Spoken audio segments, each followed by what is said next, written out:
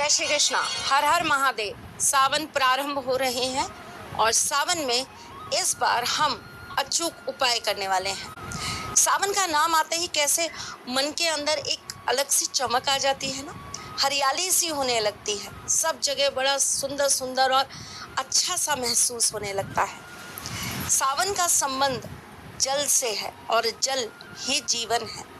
जल के बिना हम अपना जीवन एक दिन भी सोच नहीं सकते और जल के साथ ही हम अपने जीवन को और अच्छा बना सकते हैं। ऐसा कहते हैं कि जल हर एक 10 कोस पर अपनी प्रवृत्ति बदल देता है।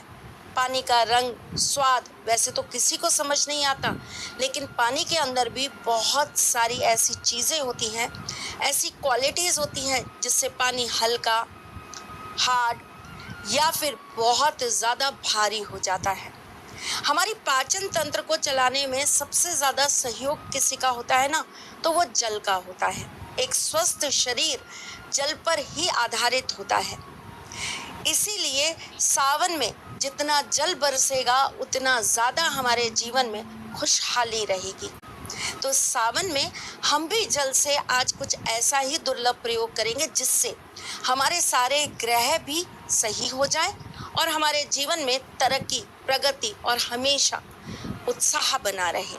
हमारी मनवांछित इच्छाएं पूर्ण हो, हमें कभी भी कर्जे ना सताएं। हमारे जीवन में माँ लक्ष्मी का आशीर्वाद सदा सर्वदा हमारे साथ रहे। बहुत कम लोग ये जानते हैं कि कुबेर को सोने की लंका महादेव ने दी थी और कुबेर के पास जब ये सोने की लंका थी तब वही इसके आधिपत्य थे। कुबेर से ये सोने की लंका रावण को मिल गई और उसके बाद रावण यहाँ पर राज करने लगे। सोने की लंका कुबेर को या रावण को देने में सबसे बड़ा आशीर्वाद किसका? भोलेनाथ का। और क्या आप जानते हैं कि बहुत सारी ऐसी तांत्रिक हमारे पास शास्त्र हैं जिसके अनुसार स्वयं भोलेनाथ के सेवक यानी कि नंदी जी भी सोना दिलवाने के लिए, सोना प्रदान करने के लिए, सोने का जीवन के अंदर आशीर्वाद देने के लिए हमारे जीवन में बहुत महत्वपूर्ण है। बहुत कम लोग जानते हैं कि नंदी सिर्फ उनके सेवक नहीं है बल्कि उनका हमारे जीवन के साथ बहुत अहम रिश्ता है।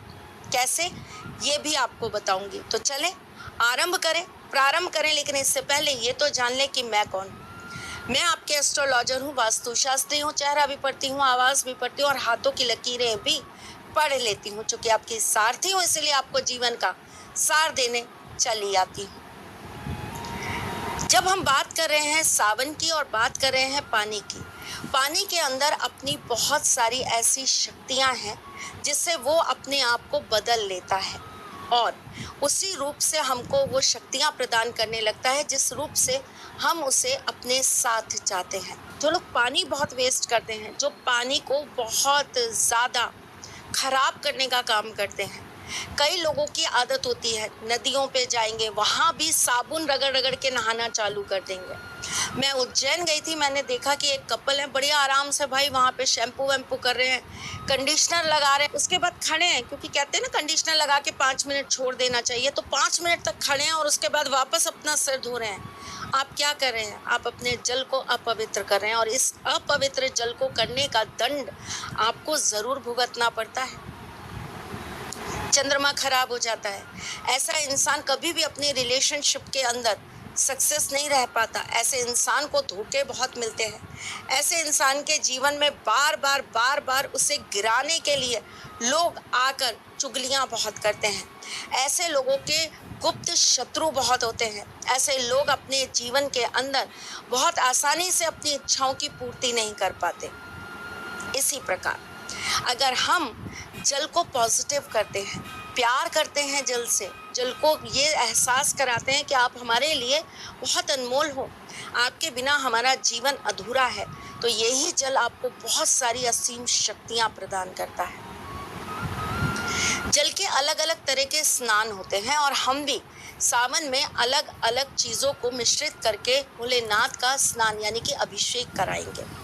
पर आप एक छोटा सा कार्य ज़रूर करेंगे।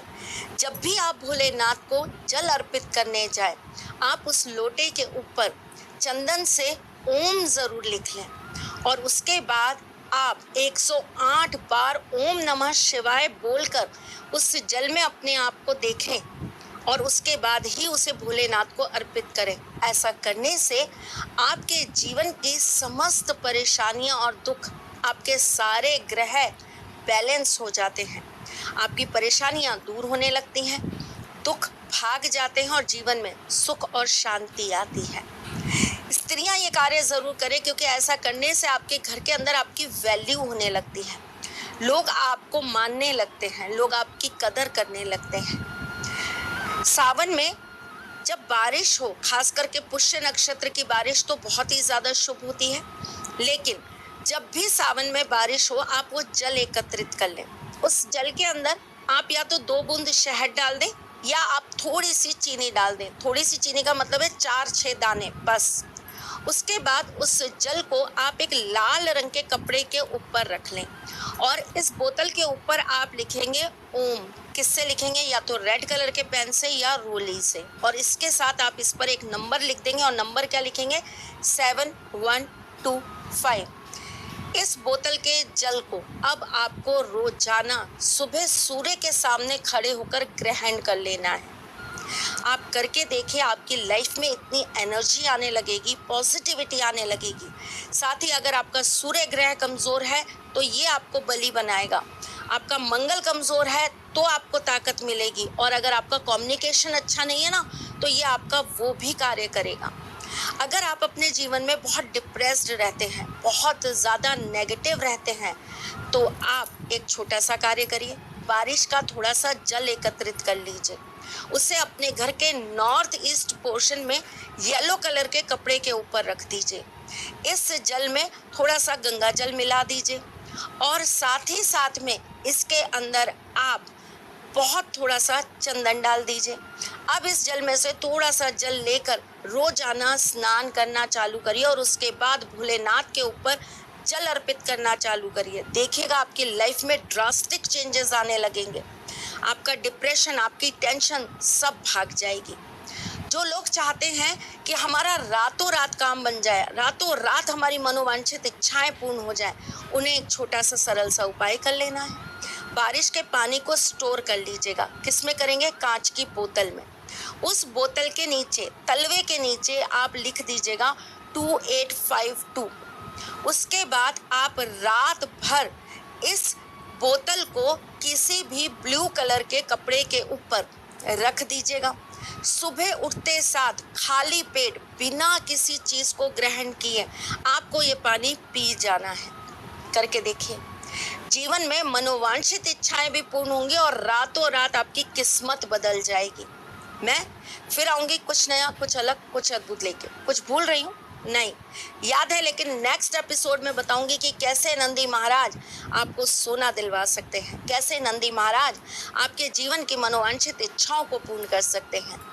नेक्स्ट एपिसोड का इंतजार करिएगा, यूं ही बने रहिएगा और हमेशा मुस्कुराते रहिएगा, रिश्तों में मजबूती बना के रखिएगा, अपने साथी के साथ यूं ही जुड़े रहिएगा, प्यार देते रहिएगा, प्यार लेते रहिएगा। ख्याल रखिएगा अपना और उनका जिनसे आप प्यार करते हैं। मैं जल्द आपसे मिलने आऊंगी, तब तक के लिए राधे कृष्ण।